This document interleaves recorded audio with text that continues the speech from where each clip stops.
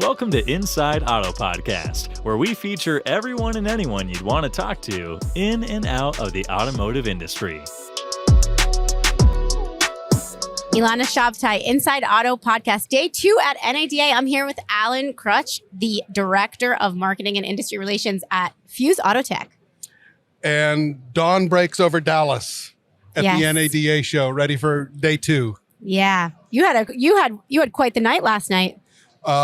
This was kind of a highlight because of our friends, our partnership with Capital One. And we saw Walser last night. That is awesome. As the old saying goes, Walser rules. Yes, they do rule.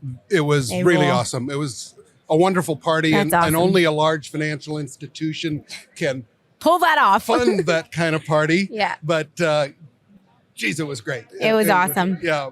That's great. And how's the show going for you? Good. I think there's a lot of energy here this year as, you know, the industry kind of transitions in several ways. One, maybe back to a pre-COVID margin situation. Front-end margin's not quite as easy to come by as it used to be. So dealers are looking for efficiency, looking for different marketing tactics. I think there's also some other transitions underway. Electrification being the biggest one. Do you feel like people are talking about that here? The transition to EV? I feel like there's a big emphasis on data strategy and an efficiency, but are we also talking about EVs? Do you feel that? Yeah, I hear it. And I think that the progressive dealers are starting to plan ahead. They don't have the vehicles, don't have the inventory. Okay, we've got charging infrastructure that's still a challenge, but I think every dealer knows it's coming.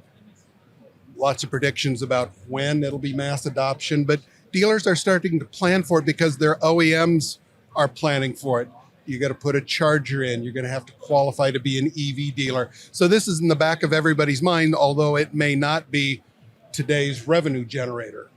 Interesting. And do you think that there's going to be, well, you said a lot of predictions about when it's going to happen. Do you have a personal prediction for that, when there's going to be the mass adoption?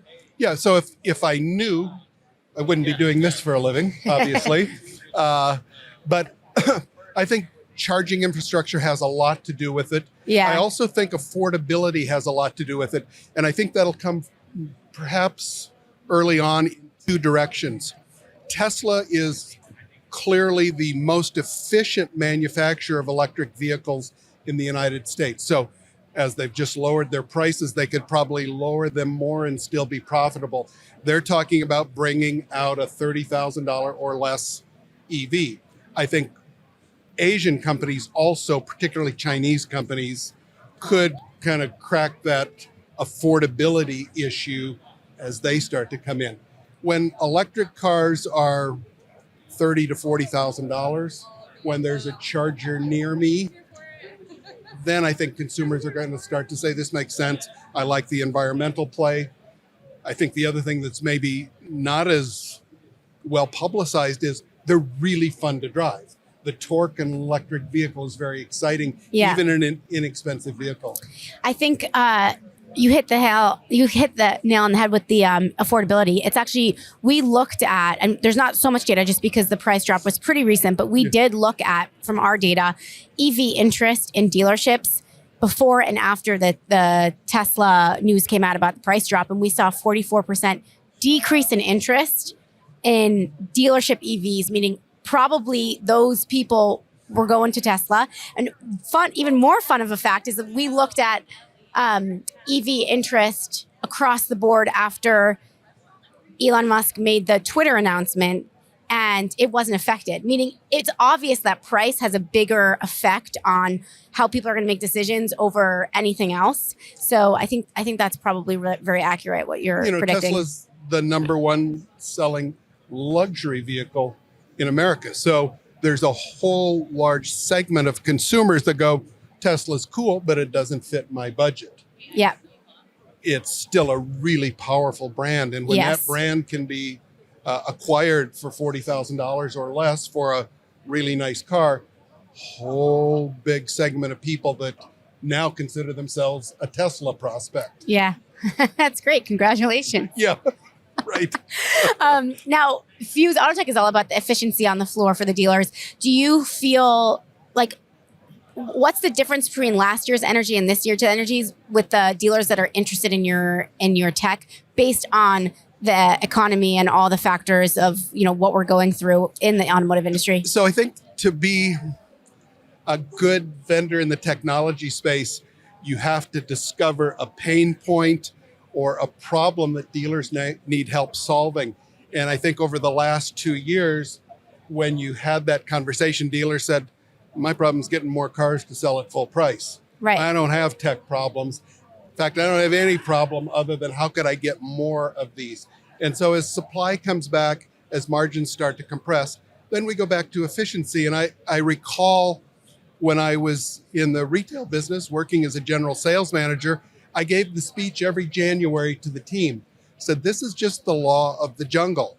We will all have to do more, sell more, and be more efficient to earn the same money. Yeah. That's the way the economy works. You can't coast. I think, I wouldn't say that the industry coasted, but because of the pandemic influenced shortage. Yeah. There was definitely some coasting going on. Well, it changed the dynamic. Yeah. Changed the dynamic of what was important to a retailer. Not as concerned about my process. Yeah. Not as concerned about technological efficiency. It's all about supply. Can I get the vehicle? Right. That's not the case today. No, it's not. We've been talking a lot about that here. Thanks for joining, Alan. Yeah. Inside Auto Podcast. Anything else you want to share with us? You look excited to share more things. The only thing that I will share is the most fun I had yesterday is we have a Formula One simulator Right. in our booth. And It's this pretty is cool. awesome. We had people taking laps at Monaco. But Bill Wallace, who is a fairly famous NASCAR driver, came over and drove.